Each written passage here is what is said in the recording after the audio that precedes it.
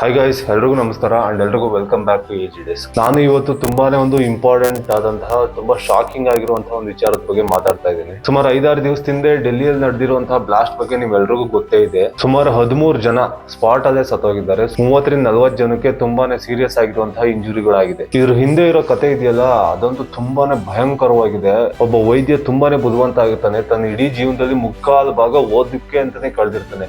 ಅಂತವನು ಕೂಡ ಜಿಹಾದ್ mind set ಅಲ್ಲಿ mind wash ಮಾಡ್ತಾರೆ ಅಂದ್ರೆ ನೀವು ನಂಬ್ತೀರಾ? ಈ 32 ಕಾರ್ಗಳಲ್ಲಿ ಇದೇ ತರ ಬಾಂಬ್ ಬಿಟ್ಟು ತುಂಬಾ ದೊಡ್ಡ ದೊಡ್ಡ ಸಿಟಿಗಳಲ್ಲಿ ಬಾಂಬ್ ಬ್ಲಾಸ್ಟ್ ಮಾಡೋಕ್ ಪ್ಲಾನ್ ಮಾಡಿದ್ರಂತೆ. ಅಸಲಿಗೆ ಏನಾಯ್ತು, ಇದರಿಂದ ಯಾರ್ಯಾರೆಲ್ಲ ಇದ್ದಾರೆ, ಈ ಒಂದು ಭಯಾನಕ ವಿಚಾರದ ಬಗ್ಗೆ ಕಂಪ್ಲೀಟ್ ಆಗಿ ಇನ್ಫಾರ್ಮೇಶನ್ ಕೊಡ್ತೀನಿ. ಅದಕ್ಕೂ ಮುಂಚೆ ಯಾರು ನನ್ನ ಚಾನಲ್ಗೆ ಫಸ್ಟ್ ಟೈಮ್ ವಿಸಿಟ್ ಮಾಡಿದ್ರೆ ದಯವಿಟ್ಟು ಸಬ್ಸ್ಕ್ರೈಬ್ ಮಾಡ್ಕೊಳ್ಳಿ. ಸರಿ, ಫಸ್ಟ್ ವಿಷಯಕ್ಕೆ ಬರೋದಾದ್ರೆ, ಈ ಘಟನೆ ನಡೆದಿದ್ದು ನವೆಂಬರ್ 10ನೇ ತಾರೀಕು ಸಂಜೆ ಅರೌಂಡ್ 7 ಗಂಟೆ ಸಮಯ. ಅಂದ್ರೆ ಪಕ್ಕ ಎಲ್ರು ಕೂಡ ಆಫೀಸಿಂದ ಮನೆಗೆ ಹೋಗ್ತಿರುವಂತ ಸಮಯ. ಈ ಘಟನೆ ನಡೆದಿರೋದು ದೆಹಲಿಯ ರೆಡ್ ಫೋರ್ಟ್ ಮೆಟ್ರೋ ಸ್ಟೇಷನ್ ಏನಿದೆಯಲ್ಲ, ಅದ್ರ ಗೇಟ್ ನಂಬರ್ 1 ಹತ್ರ ಒಂದು ಸಿಗ್ನಲ್ ಇದೆ. ಈ ಒಂದು ಸಿಗ್ನಲ್ ಹತ್ರನೇ ಇದು ಒಂದು ಘಟನೆ ನಡೆದಿರುವಂತದ್ದು. ಅದೇ ಸಿಗ್ನಲ್ ನಲ್ಲಿ ನಿಂತಿದ್ದಂತಹ ಒಂದು Hyundai i20 car slow moving ಆಗ್ಬೇಕಾದ್ರೆ ಢಾರ್ ಅಂತ ಸಡನ್ ಆಗಿ ಬ್ಲಾಸ್ಟ್ ಆಗಿ ಸುಮಾರು 13 ಜನ ಸ್ಪಾಟ್ ಅಲ್ಲೇ ಸತ್ತೋಗಿದ್ದಾರೆ. ಅದ್ರ ಅಕ್ಕಪಕ್ಕ ಇದ್ದಂತಹ ಎಲ್ಲಾ ಗಾಡಿಗಳು ಚಿತ್ರಾನ ಇದ್ದಾಗ ಮಾತ್ರ. ಆದ್ರೆ ಈ ಘಟನೆ ನಡೆದು ಮಾರನೇ ದಿನಕ್ಕೆ ಪೊಲೀಸ್ನವ್ರು ಏನ್ ಮಾಡ್ತಾರೆ, ಇದೊಂದು ಮಾಮೂಲಿ ಆದಂತಹ ಆಕ್ಸಿಡೆಂಟ್, ಕಾರ್ ತಾನೇ ಬ್ಲಾಸ್ಟ್ ಆಗಿರೋದ್ರಿಂದ ಇದಾಗಿದೆ ಅಂತ ಘೋಷಣೆ ಮಾಡೋದ್ರಲ್ಲಿರ್ತಾರೆ. ಆದ್ರೆ ಈ ಒಂದು ಬ್ಲಾಸ್ಟ್ ನ ಸ್ವರೂಪ ಏನಿತ್ತಲ್ಲ, ಇದು ಸಾಮಾನ್ಯವಾಗಿ ಯಾವುದೇ ಗಾಡಿ ಬ್ಲಾಸ್ಟ್ ಆದ್ರೂ ಕೂಡ ಇಷ್ಟು ದೊಡ್ಡ ಪ್ರಮಾಣದಲ್ಲಿ ಬ್ಲಾಸ್ಟ್ ಆಗೋದಕ್ಕಾಗೋದಿಲ್ಲ. ಆದ್ರೆ ಇಷ್ಟು ದೊಡ್ಡ ಪ್ರಮಾಣದಲ್ಲಿ ಸುತ್ತಮುತ್ತ ಇರೋ ಎಲ್ಲಾ ಕಾರ್ಗಳು, ಎಲ್ಲಾ ಆಟೋಗಳು, ಅಕ್ಕಪಕ್ಕದಲ್ಲಿರುವಂತಹ ಈವನ್ ಮೆಟ್ರೋ ಸ್ಟೇಷನ್ ಕಿಟಕಿ ಗ್ಲಾಸ್ಗಳು ಒಡೆದೋಗೋ ರೀತಿ ಬ್ಲಾಸ್ಟ್ ಆಗಿದೆ ಅಂದ್ರೆ ಇದ್ರಲ್ಲಿ ಏನೋ ವಿಚಾರ ಇದೆ ಅಂದ್ಬಿಟ್ಟು ಸಡನ್ ಆಗಿ NIA ಅವ್ರು ಬರ್ತಾರೆ. ಬಂದ್ ಕೂಡಲೇ ಅವ್ರು ಇನ್ವೆಸ್ಟಿಗೇಷನ್ ಸ್ಟಾರ್ಟ್ ಮಾಡ್ತಾರೆ.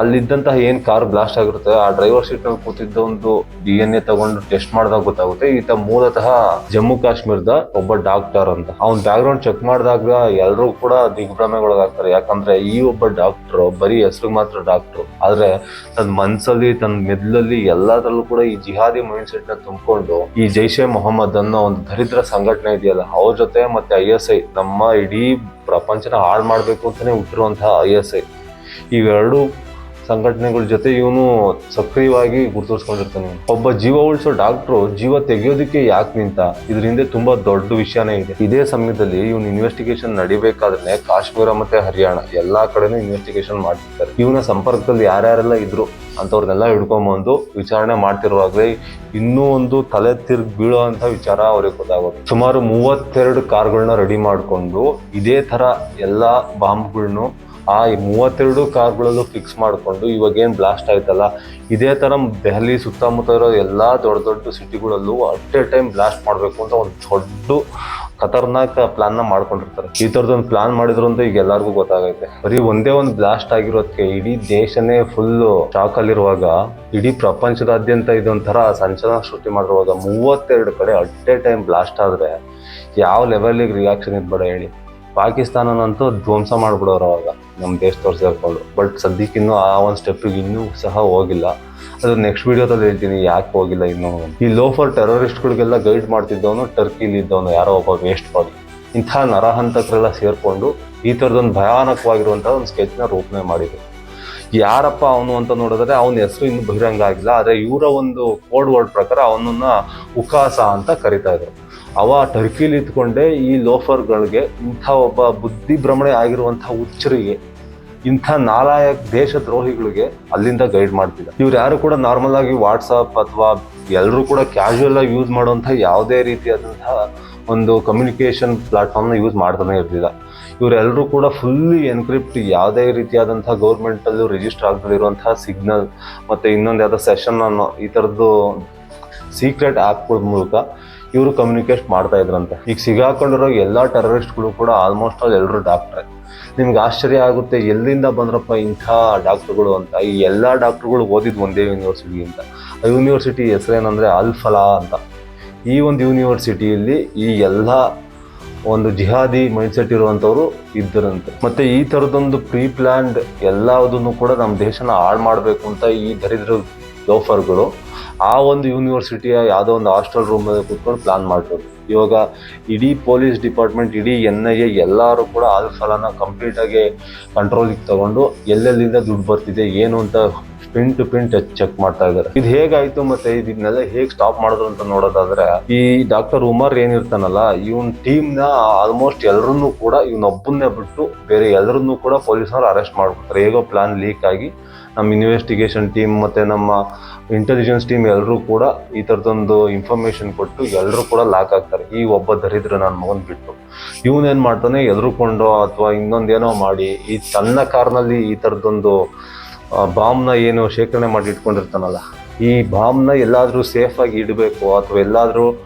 ಬೇರೆ ಕಡೆ ತಗೊಂಡೋಗಿ ಹಾಕ್ಬಿಡ್ಬೇಕು ಅಥವಾ ಏನು ಮೈಂಡ್ ಸೆಟ್ ಆಗಿ ಗೊತ್ತಿಲ್ವೋ ಪೊಲೀಸರಿಂದ ತಪ್ಪಿಸ್ಕೊಳ್ಬೇಕು ಅಂದ್ಬಿಟ್ಟು ಅವನು ಜಮ್ಮು ಕಾಶ್ಮೀರದಿಂದ ನೇರ ದೆಹಲಿಗೆ ಬರ್ತಾನೆ. ಆದರೆ ಆ ಒಂದು ಸ್ಟೇಜಲ್ಲಿ ಇನ್ನೂ ಬಾಂಬ್ ಕಂಪ್ಲೀಟಾಗಿ ರೆಡಿ ಆಗಿರಲಿಲ್ಲ, ಅಥವಾ ಏನೋ ತಪ್ಪು ಮಿಸ್ಟೇಕ್ ಆಗಿ ಏನು ರೆಡಿ ಆಗಿತ್ತೋ ಕಾರಣ ಅದು ಅಲ್ಲಿವರೆಗೂ ಬ್ಲಾಸ್ಟ್ ಆಗಿರಲಿಲ್ಲ. ನಮ್ಮ ಜನರ ದುರಾದೃಷ್ಟಕ್ಕೆ, ನಮ್ಮ ದೇಶದ ದುರಾದೃಷ್ಟಕ್ಕೆ ಅದು ಕರೆಕ್ಟಾಗಿ ಆ ರೆಡ್ ಫೋರ್ಟ್ ಹತ್ರನೇ ಬಂದು ಬ್ಲಾಸ್ಟ್ ಆಯಿತು. ಇವಾಗ ಸರ್ಕಾರ ಫುಲ್ ಸ್ಟ್ರಾಂಗ್ ಆ್ಯಕ್ಷನ್ ತಗೊಂಡು ಈ ಉಮರ್ ಏನಿದಾನಲ್ಲ, ಅವನ ಮನೆ ಜಮ್ಮು ಕಾಶ್ಮೀರದಲ್ಲಿತ್ತಲ್ಲ ಅದನ್ನು ಸಂಪೂರ್ಣವಾಗಿ ಡೆಮಾಲಿಷ್ ಮಾಡಿ, ಯಾರಾದರೂ ಭಯೋತ್ಪಾದರು ನಮ್ಮ ದೇಶನ ಹಾಳು ಮಾಡೋದಕ್ಕೆ ಮುಂದಾದರೆ ಅವ್ರಿಗೆಲ್ಲ ಇದೇ ಗತಿ, ಅವ್ರನ್ನೂ ಸಾಯಿಸ್ತೀವಿ, ಅವ್ರ ಮನೆ ಕಂಪ್ಲೀಟಾಗಿ ಡೆಮಾಲಿಷ್ ಮಾಡ್ತೀವಿ ಅನ್ನೋ ಒಂದು ಸಂದೇಶ ಕೊಡೋದಕ್ಕೆ ವಿತಿನ್ 1 ಡೇ ಅಲ್ಲಿ ಅವ್ರ ಮನೆನ ಕಂಪ್ಲೀಟ್ ಡಿಸ್ಟ್ರಾಯ್ ಮಾಡೋರು. ಮತ್ತು ಅವನ ಸಹಚರರು ಏನಿದ್ರಲ್ಲ, ವೈದ್ಯರು ಮತ್ತು ಅನೇಕ ಅವ್ರಿಗೆ ಸಪೋರ್ಟ್ ಮಾಡ್ತಿದ್ದಂತಹ ಲೋಫರ್ ವಿದ್ಯಾರ್ಥಿಗಳು, ನನ್ನ ಮಕ್ಕಳು ತಲೆಗೆ ಹೊರಟೋಗ್ಬಿಡುತ್ತೆ ಕೋಪ. ಯಾಕಂದರೆ ಅಲ್ಲಿದ್ದಂತಹ ಪ್ರೊಫೆಸರ್ಗಳು, ಈ ಅಲ್ಫಲಾ ಅನ್ನೋ ಯೂನಿವರ್ಸಿಟಿ ಅವ್ರಿಗೆ ಎಲ್ಲರೂ ಕೂಡ ನನಗೆ ಅರ್ಥ ಆಯ್ತಾ ಇಲ್ಲ, ಆ ಅಲ್ಫಲಾ ಅನ್ನೋ ಒಂದು ಯೂನಿವರ್ಸಿಟಿ ಡಾಕ್ಟ್ರನ್ನ, ಒಂದು ವಿದ್ಯಾರ್ಥಿಗಳನ್ನ ಪ್ರೊಡ್ಯೂಸ್ ಮಾಡೋವಂತಹ ಯೂನಿವರ್ಸಿಟಿ ಆಗಿತ್ತು, ಅಥವಾ ನಮ್ಮ ದೇಶದ ವಿರುದ್ಧ ಎತ್ಕಟ್ಟಿ ನಮ್ಮ ದೇಶನ ಹಾಳು ಮಾಡೋದಕ್ಕೆ ಟೆರರಿಸ್ಟ್ ಆರ್ಗನೈಸ್ ಆಗಿತ್ತು ನನಗಂತೂ ಕಾಣೆ. ಇಷ್ಟೆಲ್ಲ ಆಗ್ತಿದ್ರು ಕೂಡ ನಮ್ಮ ದೇಶದವರು ಅದಕ್ಕೆ ಇನ್ನೂ ಕೂಡ ಒಂದು ಮಾನ್ಯತೆ ಕೊಟ್ಟು ನಮ್ಮ ದೇಶದಲ್ಲಿ ಆ ಥರದೊಂದು ಕಾಲೇಜ್ ಅಥವಾ ಯೂನಿವರ್ಸಿಟಿನ ರನ್ ಮಾಡೋಕೆ ಬಿಟ್ಟಿದ್ದಾರೆ ಅನ್ನೋದೇ ಆಶ್ಚರ್ಯ. ಈ ಲೋಫರ್ ಕಿತ್ತೋದ್ ನನ್ನ ಮಕ್ಕಳು ಇರೋದು ನಮ್ಮ ದೇಶದಲ್ಲಿ, ಉಣ್ಣೋದು ನಮ್ಮ ದೇಶದ ಅನ್ನ, ನಮ್ಮ ದೇಶದ ದುಡ್ಡಲ್ಲಿ ಬದುಕ್ತಾವ್ರೆ, ನಮ್ಮ ದೇಶದ ಜನ ಕೊಡೋವಂಥ ದುಡ್ಡುಗಳಲ್ಲಿ ನನ್ನ ಮಕ್ಕಳು ಜೀವನ ಸಾಗಿಸ್ತಾವ್ರೆ. ಯಾರ್ಯಾರೆಲ್ಲ ಈ ಜಿಹಾದಿ ಮೈಂಡ್ ಸೆಟ್ ಇದ್ದೀರೋ ಎಲ್ರಿಗೂ ಅಷ್ಟೇ ನಾನು ಹೇಳೋದು, ನಮ್ಮ ದೇಶ ಪ್ರೀತಿಸೋರು ಅಷ್ಟೇ ಇಲ್ಲಿರಿ, ಇಲ್ಲಾಂದ್ರೆ ಹೋಗಿ ಸಾಯ್ರಿ.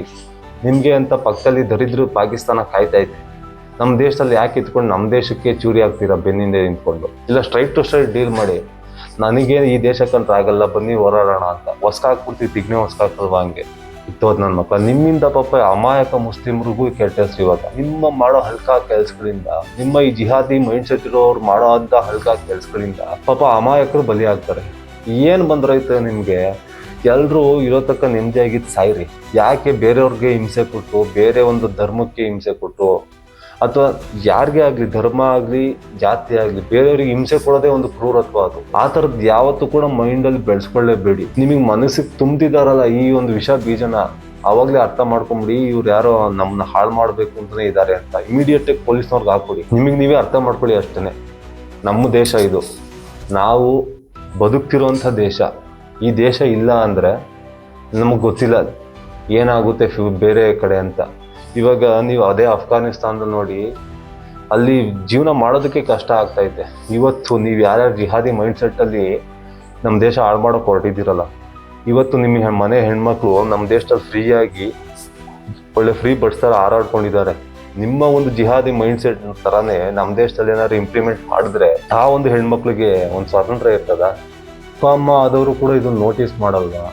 ಅಥವಾ ಅವ್ರ ಧರ್ಮ ಗುರುಗಳು ಯಾರು ಹೆಡ್ ಇರ್ತಾರೆ ಅವರು ಇದ್ರ ಬಗ್ಗೆ ಒಂದು ಜಾಗೃತಿ ಮೂಡುವಂಥ ಕೆಲಸಕ್ಕೆ ಕೈಯೇ ಆಗ್ತಿಲ್ವಲ್ಲ, ಯಾಕೆ ಅನ್ನೋದೇ ಗೊತ್ತಾಗ್ತಾ ಇಲ್ಲ ನನಗೆ. ಈ ಥರ ಜಿಹಾದಿ ಮೈಂಡ್ ಸೆಟ್ಟಲ್ಲಿ ನಮ್ಮ ದೇಶ ಹಾಳು ಮಾಡೋದಕ್ಕೆ ಯಾರು ಕೂಡ ಕೈ ಹಾಕೋದಕ್ಕೆ ಹೋಗ್ಬಿಡಿ. ಯಾರಾದರೂ ವಿಡಿಯೋ ನೋಡ್ತಿದ್ದವರು ಅರ್ಥ ಮಾಡ್ಕೊಳ್ಳಿ, ನಿಮ್ಮ ಸುತ್ತಮುತ್ತ ಇದ್ದವ್ರು ಯಾರಾದರೂ ಈ ಥರದ್ದು ಮೈಂಡ್ ಸೆಟ್ಟಲ್ಲಿ ಇದ್ದರೆ ದಯವಿಟ್ಟು ಅವ್ರಿಗೆ ಅರ್ಥ ಮಾಡಿಸಿ, ಇದು ನಮ್ಮ ದೇಶ ಕಣ್ರಪ್ಪ, ಅದು ಬೇರೆ ಪಕ್ಕದ ದೇಶ ಅಲ್ಲ. ಆ ಥರದ್ದು ಪಕ್ಕದ ದೇಶಕ್ಕೂ ನಾವು ಈ ಥರ ಯೋಚನೆ ಮಾಡೋದು ತಪ್ಪಾಗ್ತದೆ. ಎಲ್ಲರೂ ಕೂಡ ಸಮಾನರು ಅಂತ ನಾವು ಕಾಣಬೇಕು, ಅವಾಗಲೇ ಎಲ್ಲರೂ ಕೂಡ ನೆಮ್ಮದಿಯಿಂದ ಬಳೋದಕ್ಕೆ ಸಾಧ್ಯ. ಯಾವ ಧರ್ಮ ಹೇಳುತ್ರಿ ಮನುಷ್ಯರನ್ನ ಸಾಯಿಸಿ ಧರ್ಮನ ಉಳಿಸಿ ಅಂತ?